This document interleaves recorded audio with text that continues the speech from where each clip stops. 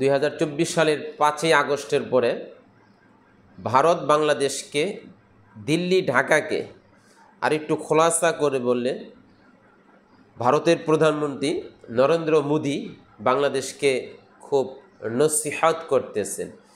সংখ্যালঘুদের নিরাপত্তায় ওনার দেশের 140 কোটি জনগণ খুব উদ্বিগ্ন, চিন্তিত যে বাংলাদেশের হিন্দু সম্প্রদায়ের কী হবে। কিন্তু বাংলাদেশের সর্বস্তরের মানুষ সেটার জবাব হাতে হাতে দিয়েছে। 2024 সালের 5ই আগস্টের পরে এদেশের আলেম ওলামা, মাদ্রাসার ছাত্র জনতা এবং সর্বস্তরের জনগণ এই কথা চিন্তা করেই মন্দির, সংখ্যালঘুদের উপাসনালয় পাহারা দিয়েছে।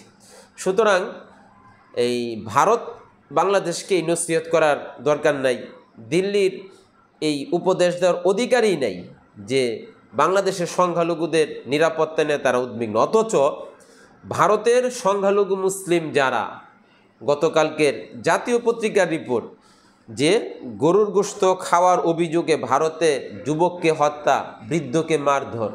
সুতরাং ভারতের নরেন্দ্র মোদি এবং তার অনুসারী যারা, তারা কি ভারতের সংখ্যালঘুদের অধিকার ভাবতে পারে না?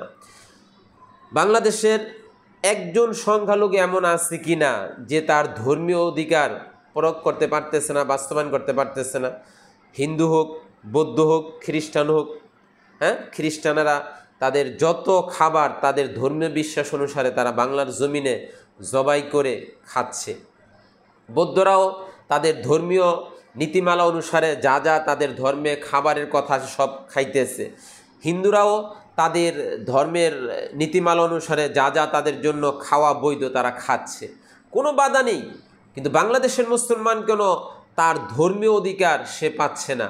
সুতরাং ভারতকে আমরা বলবো যে সংখ্যালঘুদের কিভাবে নিরাপত্তা দিতে হয় তোমরা বাংলাদেশ থেকে সেই নসিহত গ্রহণ করো এবং বাংলার জমিন থেকে এটা গ্রহণ করো যে কোনো অবৈধ ক্ষমতার অপব্যবহারকারীকে বাংলার জনগণ স্থান দেয় না, জায়গা দেয় না।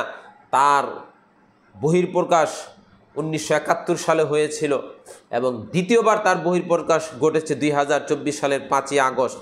সুতরাং বাঙালি জাতিকে নসিহত করার আগে সেই নসিহত তোমাদের দিল্লি, ভারত আর নরেন্দ্র মোদি তার নিজেরই গ্রহণ করা দরকার এবং বাঙালি জাতিকে নসিহত করার দরকার নাই। বাঙালি জাতিকে আল্লাহ বিবেক দিয়েছেন, আকল দিয়েছেন। সুতরাং আল্লাহ প্রদত্ত সেই বিবেক আর আকলের দ্বারাই তারা এমনভাবে চলে যাতে করে বিশ্বের কোনো পরাশক্তি আর ছোট শক্তি যেন বাংলার জমিনের উপর হাত না রাখতে পারে, সেইভাবেই চলে। আল্লাহ ভারতকে সংখ্যালঘুদের অধিকার বোঝার তৌফিক দান করুক, আমিন।